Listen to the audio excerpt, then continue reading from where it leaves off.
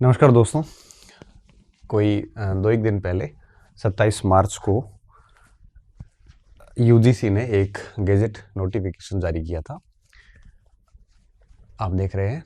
और इसमें नेट परीक्षा में कुछ बेसिक्स चेंजेस किए थे। तो कुछ विद्यार्थियों ने कहा था कि सर थोड़ा सा इसको समझा देते तो हमारा काम थोड़ा आसान हो जाता, है ना। हालांकि बहुत अधिक टफ लैंग्वेज है नहीं इसकी, बड़ी सामान्य सी भाषा है। और कई बार क्या है कि सरकारी गैजेट की भाषा को थोड़ा इंटरप्रिटेशन करने में बच्चे कई बार चूक कर जाते हैं। बच्चे क्या, हम भी कर जाते हैं कई बार। तो सोचा कि इसको मैं थोड़ा सा आपको समझा दूं कि बेसिकली चेंजेस क्या किया गया है। ठीक है, आप समझना इसको। पहले मैं आपको बता देता हूं कि यूजीसी नेट का एग्ज़ाम करवाता था पहले, यूनिवर्सिटी ग्रांट कमीशन, और बाद में ये नेशनल टेस्टिंग एजेंसी को दे दिया गया था, है ना, एनटीए को। तो आजकल हम इसको एनटीए नेट बोलते हैं, है ना। अब एनटीए करवाता है ये। पहले क्या सिस्टम था, आप जब नेट का फॉर्म अप्लाई करते थे तो दो कैटेगरी थी। एक था जेआरएफ और एक था ओनली नेट। ठीक है, ओनली नेट। और ये जेआरएफ के लिए वही अप्लाई करता था जो एज ग्रुप में आता था। अभी शायद 30 वर्ष की एज है जनरल की और 5-1 साल की छूट है कैटेगरी को। तो उस एज ग्रुप में जो स्टूडेंट आते हैं वो जेआरएफ के लिए अप्लाई करते हैं और बोथ आ जाता है। जो जेआरएफ के लिए करता है वो बोथ अप्लाई हो जाता है, दोनों के लिए माना जाता है। और उस एज ग्रुप से कोई बाहर हो जाते हैं, मतलब आप कह सकते हो यूजीसी के अनुसार बुढ़ापा आ जाता है, तो आप केवल नेट के लिए अप्लाई करेंगे, है ना। फ़ायदा क्या होता था इसमें, जो जेआरएफ के लिए अप्लाई करता था उसको स्कॉलरशिप मिलती है अगर वो पीएचडी में एडमिशन लेता था तो, प्लस उसको असिस्टेंट प्रोफेसर के लिए भी एलिजिबल माना जाता था। तो जेआरएफ के ये दो फायदे थे। ठीक है, स्कॉलरशिप और असिस्टेंट प्रोफेसर दोनों के लिए वो पात्र हो जाता था। ठीक है, और वो पीएचडी में कहीं पर भी किसी भी यूनिवर्सिटी में एडमिशन लेता है तो उसको मंथली स्कॉलरशिप भी मिलती है, जो जनरली 40-50 हज़ार के आसपास है। वो चेंजेस होती रहती है समय समय पे। नेट का फ़ायदा ये होता था कि केवल एपी के लिए, वो असिस्टेंट प्रोफेसर के लिए भारत भर की किसी भी विश्वविद्यालय में प्रोफेसर की वैकेंसी आती है तो वो पात्र माना जाता है अगर उसके पास में नेट है। ठीक है, ओनली नेट अगर आपके, अच्छा, इसका जेआरएफ अवार्ड लेटर आता है ना, इसका अवार्ड लेटर आता है और ये आपके पास में नेट का सर्टिफिकेट आता है। ठीक है, आजकल तो सब ऑनलाइन ही आते हैं, ईमेल पे आता है। तो अगर आपके पास ओनली नेट सर्टिफिकेट है तो आप केवल असिस्टेंट प्रोफेसर के लिए एलिजिबल है। ठीक है, और अगर आपके पास जेआरएफ अवार्ड है तो आप स्कॉलरशिप के लिए भी पात्र है। अगर आप पीएचडी में एडमिशन लेते हैं तो मिलेगी, अदरवाइज नहीं मिलेगी, और प्रोफेसर के लिए भी पात्र हो जाते हैं। ठीक है, और फिर कोई यूनिवर्सिटी सीधे नेट के स्कोर के बेस पे भी नियुक्ति देती है, कोई यूनिवर्सिटी पीएचडी के बेस पे देती है, कोई यूनिवर्सिटी एग्जाम्स करवाती है, आरपीएससी जो है वो आपकी परीक्षा करवाता है। ऐसा सिस्टम था पहले। अब आजकल क्या हुआ कि पीएचडी के लिए पहले तो यूं ही पीएचडी हो जाती थी। अब स्थितियाँ ये है कि अगर आपको पीएचडी करनी है तो आपको यूनिवर्सिटी में एडमिशन लेना होता है, और यूनिवर्सिटी में जब अपन एडमिशन लेते हैं तो हर यूनिवर्सिटी अपना अलग अलग एडमिशन प्रोसेस डाली हुई है। किसी ने क्या किया है कि 10th 12th में वगैरह में परसेंटेज के बेस पे एडमिशन लेती है। कोई यूनिवर्सिटी रिटन एग्ज़ाम करवाती है, जैसे रेट का आरईटी करवाता है कोई, और एमपेट करवाता था राजस्थान यूनिवर्सिटी। हर यूनिवर्सिटी अपना एक टेस्ट करवाती है, कोई करवाती, कोई नहीं भी करवाती है। कोई जेआरएफ के बेस पे लेता है, कोई नेट के बेस पे लेता है। तो भारत भर के सभी विश्वविद्यालयों में अलग अलग प्रक्रियाएं चल रही है। इससे क्या होता है कि अगर किसी एक स्टूडेंट ने राजस्थान यूनिवर्सिटी में एग्जाम दिया पीएचडी का, वहाँ उसका मान लो एडमिशन नहीं हुआ, फिर वो दीनदयाल उपाध्याय गया, वहाँ भी नहीं हुआ, तो एक ही विद्यार्थी को पीएचडी के लिए पता नहीं, जब तक उसका एडमिशन नहीं होता है तब तक उसको एग्जाम देने पड़ते हैं। और एक ऐसा विद्यार्थी जिसका हर एग्जाम में हो रहा है, वो 5-7 यूनिवर्सिटी में उसका एडमिशन हो जाता है, फिर एक में जाता है, 4-5 जगह सीट खाली हो जाती है। एक रूपता का बड़ा अभाव था। तो इसको देखते हुए एनटीए ने ये संशोधन किया, जो कि आपके जून 24 में लागू होगा। कब लागू हो रहा है? जून 2024 में, जो अभी फॉर्म आने वाले उसमें। अब इस 2 की जगह 3 कैटेगरी होगी। ठीक है, ध्यान से समझना। अब 3 कैटेगरी होगी, है ना, श्रेणी फर्स्ट, श्रेणी सेकंड और श्रेणी थर्ड। ठीक है, अब आप जब अप्लाई करोगे तब भी ये 3 कैटेगरी साथ में आपको दिखेगी। और इसमें उम्र का था, इसमें क्या रहेगा अभी उसकी पूरी गाइडलाइन आनी बाकी है। जेआरएफ कैसे देते थे, जेआरएफ देते थे कि टोटल जितने भी बच्चे किसी विषय में आपके बैठे परीक्षा में अपीयर हुए, जैसे मान लो 1,00,000 बच्चे परीक्षा में बैठे, तो 1% को जेआरएफ अवार्ड होता था। फिर उसमें आरक्षण लग के और हर कैटेगरी का 1% होता है। और नेट में है वो 5% से 6% का रहता है। ठीक है, तो नेट इतने लोगों को दी जाती थी टोटल अपीयर्ड स्टूडेंट का ये। ठीक है, ये आंकड़े बदलते रहते हैं, मैं इन आंकड़ों को समझाना नहीं चाह रहा हूँ, मैं ये चाह रहा हूँ कि चेंजेस क्या हुआ। ठीक है, अब श्रेणी फर्स्ट के जो स्टूडेंट होंगे उनको 3 सुविधाएं मिलेगी। जो बच्चा श्रेणी फर्स्ट में नेट क्वालिफाई करेगा, अभी जो जून में एग्जाम होने वाला उसमें, उसको 3 सुविधाएं दी जाएगी। पहला ये कि वो असिस्टेंट प्रोफेसर के लिए ताउम्र के लिए एलिजिबल हो जाएगा। और ये भी आपको बता दूं, ये जो नेट और ये जेआरएफ का जो एपी है ये भी लाइफ टाइम है, इसकी कोई ऐसी वैलिडिटी नहीं है, ध्यान रखना, जिंदगी भर के लिए है ना, ताउम्र के लिए। हालांकि स्कॉलरशिप उठाने की एक लिमिट है, आपको वो क्वायर करनी पड़ेगी। जनरली 3 साल थी पहले, तो अब कोई चेंज हुआ तो पता नहीं। बाकी जेआरएफ में अगर आप 3 साल तक स्कॉलर 3 है या ऐसा कुछ चेंजेस आप देख लेना। जेआरएफ अवार्ड हुआ है तो नेट आपको यूँ समझिए कि एपी के लिए तो आप ताउम्र के लिए एलिजिबल हो गए, आपको बार बार जेआरएफ नेट एग्जाम देने की आवश्यकता नहीं है। नेट का पास हुआ तो भी आप जिंदगी भर के लिए एपी का एलिजिबल है, मतलब आपको लाइफ टाइम के लिए इसकी पात्रता मिलती है। इसकी वैलिडिटी ऐसे 7 साल 2 साल ऐसा नहीं है। ठीक है, इसमें क्या है, श्रेणी फर्स्ट में अगर आप कैटेगरी फर्स्ट में पास हुए हैं तो आप एपी के लिए लाइफ टाइम के लिए पात्र हो जाएंगे, पहला फायदा। दूसरा फायदा ये है कि आपको स्कॉलरशिप भी मिलेगी अगर आप है वो पीएचडी में एडमिशन लेते हैं। ठीक है, और ये 2 फायदे तो पहले भी थे। अब तीसरा फायदा ये हुआ है कि आपको पीएचडी के लिए अलग से एग्जाम देने की आवश्यकता नहीं पड़ेगी, आप पीएचडी के लिए भी पात्र हो जाएंगे। किसी भी यूनिवर्सिटी में जाएंगे, आप पीएचडी की परीक्षा देने की आपको ज़रूरत नहीं है अगर आपने कैटेगरी फर्स्ट का सर्टिफिकेट डाल दिया है तो।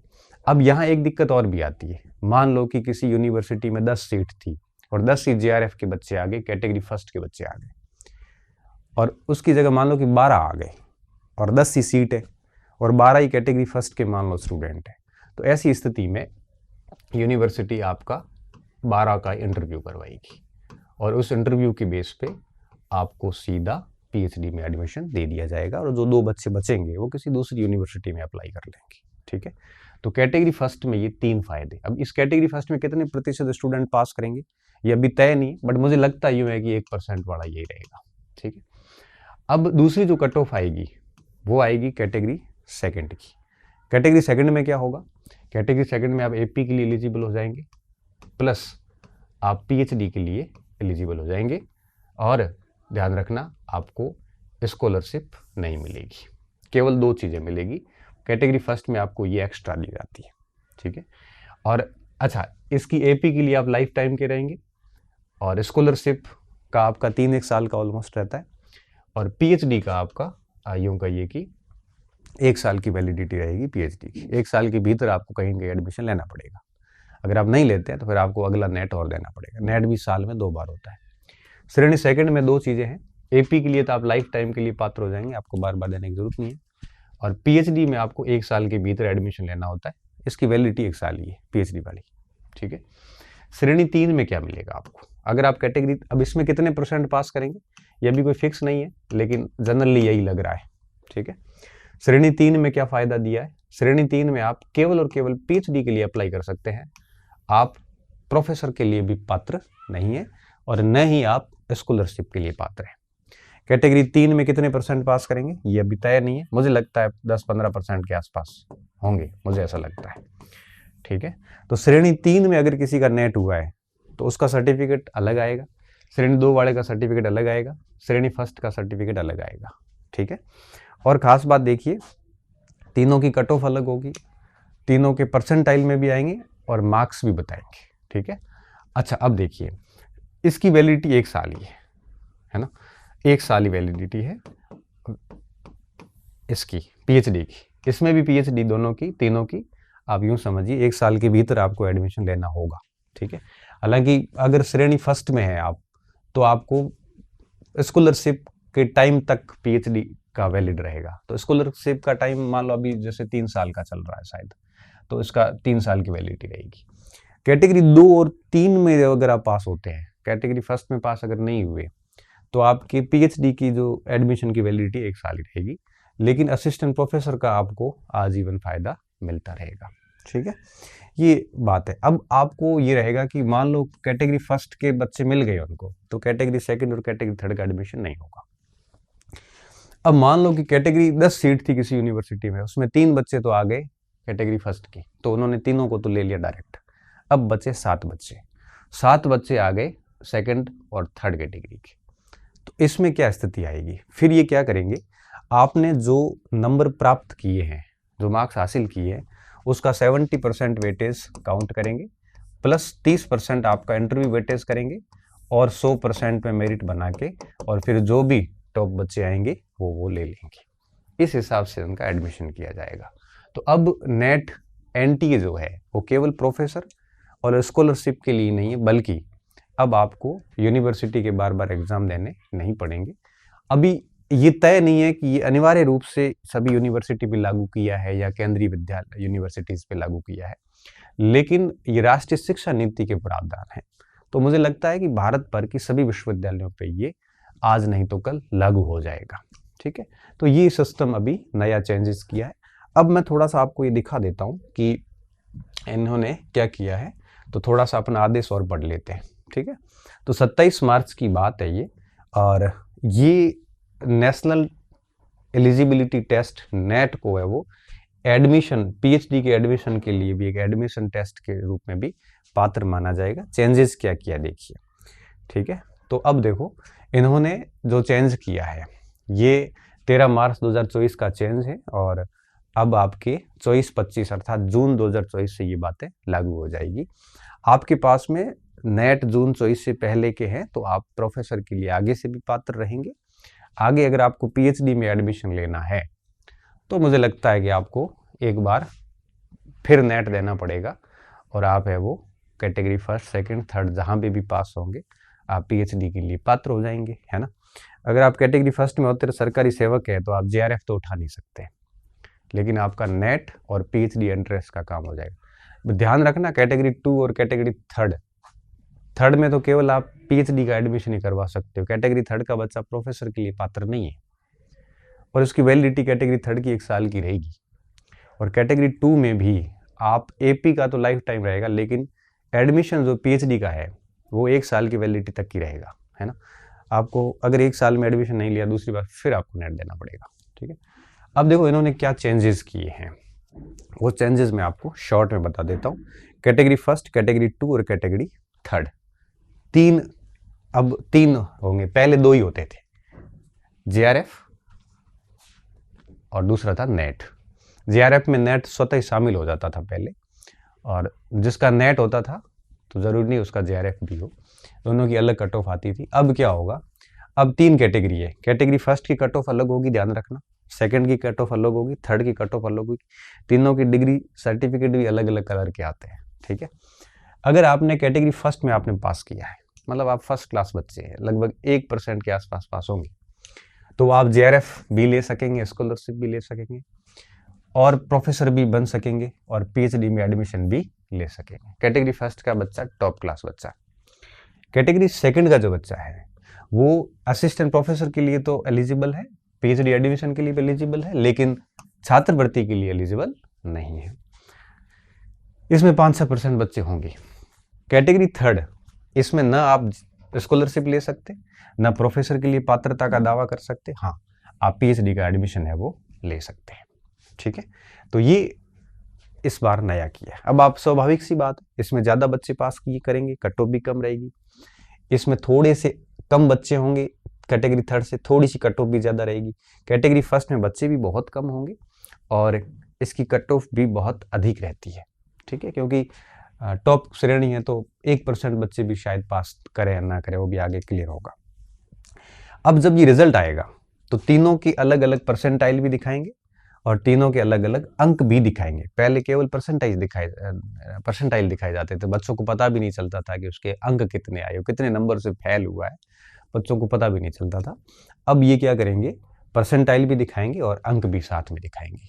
अंक क्यों दिखाएंगे? अंक इसलिए दिखाएंगे ताकि पीएचडी की जो मेरिट बनेगी ना, मैंने कहा ना कि सेकंड और थर्ड में अगर अधिक बच्चे हो जाते हैं तो 70% उनके नेट के अंक काउंट किए जाएंगे और 30% इंटरव्यू काउंट किया जाएगा।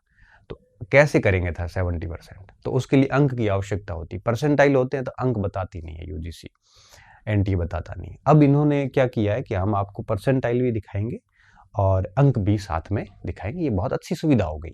फिर बच्चे परेशान होते थे, हमें मैसेज करते थे, सर मेरा पीएचडी में एडमिशन लेना है और मुझे अंक कितने आइए तो मुझे पता नहीं, मार्कशीट में अंक लिखे भी नहीं। तो ये एक अच्छी सुविधा कर दी है। ठीक है, आगे क्या लिखा है? अब जो जेआरएफ क्वालिफाइड स्टूडेंट जो है, जो कैटेगरी फर्स्ट के स्टूडेंट है, इनको अगर पीएचडी में एडमिशन लेना है तो इंटरव्यू देना पड़ेगा। ठीक है, अच्छा वो भी इसी स्थिति में होगा जैसे मान लो मैंने कहा ना कि 10 सीट है यूनिवर्सिटी में पीएचडी की, और अगर 10 से अधिक बच्चे आ जाते हैं कैटेगरी फर्स्ट के, तो फिर उनमें से किसको लिया जाए, इस हेतु इंटरव्यू करवाया जा सकता है। और यूनिवर्सिटी चाहे तो सीधा भी ले लेगी अगर उस कैटेगरी फर्स्ट के बच्चे, वैसे कैटेगरी फर्स्ट के बच्चे आ जाते हैं, अगर नहीं आते हैं तो फिर आगे स्थिति देखी जाएगी। ठीक है, अगर for student who qualify in category 2 and 3, अगर केवल 2 कैटेगरी में पास हुए, पहली वालों को तो इंटरव्यू लिया जाएगा, कोई टेस्ट वेस्ट नहीं होगा। ठीक है, और इंटरव्यू तब लिया जाएगा जब अगर कैटेगरी फर्स्ट के स्टूडेंट सीट से अधिक आ जाते हैं। ठीक है, 2 एंड 3 में क्या होगा, इनके 70% वेटेज दिया जाएगा। किसको दिया जाएगा? ये आपके नेट के स्कोर को। ठीक है, नेट परीक्षा में जो अंक दिखाए जाएंगे उसका 70% वेटेज होगा और 30% वेटेज किसको दिया जाएगा? एडमिशन को, इंटरव्यू को, जो यूनिवर्सिटी लेगी। इसके बेस पे मेरिट बनेगी और फिर उसमें जो भी टॉप बच्चे आएंगे उनको एडमिशन पीएचडी में दे दिया जाएगा। अब इसमें एक चीज और ध्यान रखना कि जो कैटेगरी 2 और 3 है, इसमें जो पीएचडी के जो आपके हेतु जो मार्क्स दिए जाते हैं, पीएचडी एडमिशन की जो पात्रता दी जाती है, वो कितने साल के लिए वैलिड है? Only for 1 year for admission to PhD.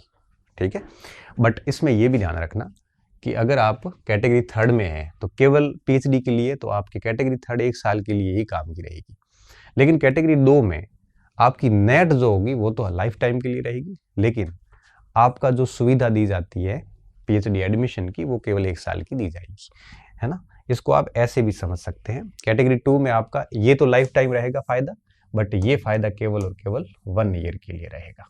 ठीक है, और इनके ये फायदा है नहीं, ये केवल 1 ईयर के लिए रहेगा और ये तब तक रहेगा इनका जब तक इनको स्कॉलरशिप की राशि, पहले 3 साल थी शायद, आप देख लेना, आगे अब नया आ जाएगा तो पता चल जाएगा। ठीक है, और फिर कहा है कि आगे और जानकारी के लिए ये सारा कब लागू हो जाएगा? आगे वाली नेट में, और इसका नोटिस भी इस वेबसाइट पे आगे आ जाएगा, तो उसमें पता चल जाएगा कितने % कैटेगरी फर्स्ट में रखेंगे, कितने % सेकंड में, कितने थर्ड में, और कोई चेंजेस है वो आगे आ जाएंगे। तो ये बहुत सामान्य सी प्रोसेस है। इसका फायदा ये है कि बच्चों को हर यूनिवर्सिटी में जाके बार बार पीएचडी के लिए टेस्ट देने की आवश्यकता नहीं पड़ेगी, और आपको पता है कि ये राष्ट्रीय शिक्षा नीति के अकॉर्डिंग किया गया है, और आपको ठीक से पता है कि आगे यूनिवर्सिटीज़ में प्रोफेसर और कॉलेजेस में जो प्रोफेसर लिए जाएंगे उसमें ये कभी भी एपीआई इंडेक्स कर सकते हैं। एपीआई इंडेक्स का मतलब ये होता है जिसमें आपके पीएचडी वगैरह को वेटेज दिया जाएगा और उसके बाद में 1% तय कर दिया जाएगा उनका। तो अब पीएचडी की वैल्यू हो गई है बहुत अधिक आगे समय में, आने वाले समय में। तो इस कारण सभी बच्चे जो हायर एजुकेशन का ड्रीम देखते हैं तो वो चाहते हैं कि पीएचडी कर लें, ताकि भावी वैकेंसी में अगर पीएचडी अनिवार्य कर दी जाएगी तो फिर उन लोगों को वो पात्र होने में आसानी हो जाएगी। पीएचडी भी 3-4 साल लेती है, कोई ऐसे आसानी से तो होती नहीं है। इसलिए ये सुधार जो है काफ़ी अच्छे सुधार किए हैं और इससे बच्चों के ऊपर एक बर्डन कम हो जाता है। अब जो अच्छे बच्चे हैं, इंटेलिजेंट बच्चे हैं, वो बड़े आराम से इन दोनों में से कहीं एक जगह कर जाएंगे, पीएचडी का एडमिशन हो जाएगा। थोड़ा कमज़ोर है तो केवल पीएचडी में ही तो कम से कम हो ही जाएगा। ठीक है, और जिनकी पीएचडी हो रखी है तो उनके लिए तो ये पुरानी नेट की तरह ही है। क्यों? क्योंकि उनके लिए थर्ड कैटेगरी काम की नहीं है, क्योंकि उनका पीएचडी हो रखा है।